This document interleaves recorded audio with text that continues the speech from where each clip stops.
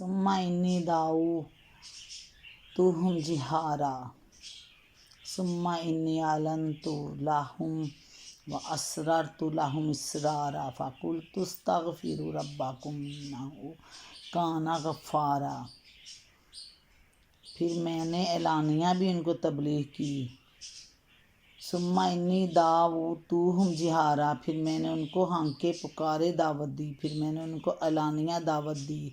اعلنت لهم واسررت لهم اسرارا، اور چپکے چپکے بھی سمجھایا، یعنی چھپ کے بھی ان کو تبلیغ کی۔ فَقُلْتُ اسْتَغْفِرُوا رَبَّكُمْ إِنَّهُ غَفَّارٌ، میں نے کہا اپنے رب سے معافی مانگو، بے شک وہ بڑا معاف کرنے والا ہے، إِنَّهُ غَفَّارٌ، بخشنے والا ہے۔ يُرْسِلِ السَّمَاءَ عَلَيْكُمْ مِدْرَارًا، اگر تم معافی مانگو گے، اگر تم اس سے بخشش مانگو گے تمہیں معاف کرے گا، معاف کرنے کے بعد وہ اپنی عطا کیا کرے گا؟ يُرْسِلِ السَّمَاءَ عَلَيْكُمْ مِدْرَارًا، اس کی عنایتیں ہوں گی، وہ تم پر آسمان سے خوب بارشیں برسائے گا۔ وَيُمْدِدْكُمْ، اور تمہاری مدد کرے گا، بِأَمْوَالٍ، مالوں کے ساتھ، وَبَنِينَ، بیٹوں کے ساتھ، اولاد کے ساتھ، وَيَجْعَلْ لَكُمْ جَنَّاتٍ وَيَجْعَلْ لَكُمْ أَنْهَارًا، مال اور اولاد سے نوازے گا، پھر تمہارے لیے باغ پیدا کرے گا اور تمہارے لیے اس میں نہریں جاری کر دے گا۔ مَا لَكُمْ لَا تَرْجُونَ لِلَّهِ وَقَارًا، تمہیں کیا ہو گیا کہ اللہ کے لیے تم کسی وقار کی توقع نہیں رکھتے۔ یہ بات قرآن مجید میں متعدد مقامات پر بیان کی گئی ہے کہ خدا سے بغاوت کی روش صرف آخرت ہی میں نہیں، دنیا میں بھی انسان کی زندگی کو تنگ کر دیتی ہے، اور اس کے برعکس اگر کوئی قوم نافرمانی کی بجائے ایمان و تقوی اور احکام الہی کے اطاعت کا طریقہ اختیار کر لے تو یہ آخرت ہی میں نافع نہیں ہے بلکہ دنیا میں بھی اس پر نعمتوں کی بارش ہونے لگتی ہے۔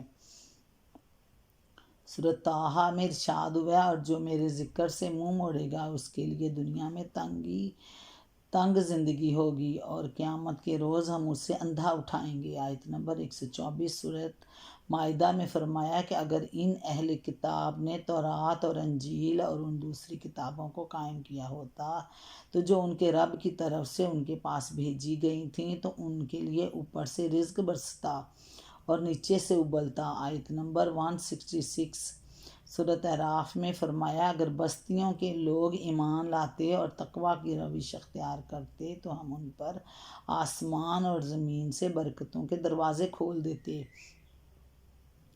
آیت 96 سورۃ ہود میں ہے کہ حضرت ہود علیہ السلام نے اپنی قوم کو خطاب کر کے فرمایا، اور اے میری قوم کے لوگو اپنے رب سے معافی چاہو، پھر اس کی طرف پلٹو، وہ تم پر آسمان سے خوب بارشیں برسائے گا اور تمہاری موجودہ قوت پر مزید قوت کا اضافہ کرے گا۔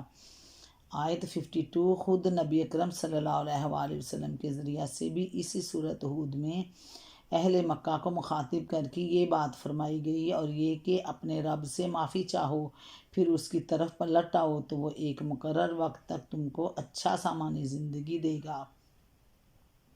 حدیث میں آتا ہے کہ رسول پاک صلی اللہ علیہ وآلہ وسلم نے قریش کے لوگوں سے فرمایا کہ ایک کلمہ ہے جس کے تم قائل ہو جاؤ تو عرب و عجم کے فرما روا ہو جاؤ گے۔ تشریح کے لیے ملاحظہ و تفہیم القرآن جلد اول مائدہ۔ قرآن مجید کی اسی ہدایت پر عمل کرتے ہوئے ایک مرتبہ قحط کے موقع پر حضرت عمر رضی اللہ تعالیٰ عنہ بارش کی دعا کرنے کے لیے نکلے اور صرف استغفار پر اکتفا کیا۔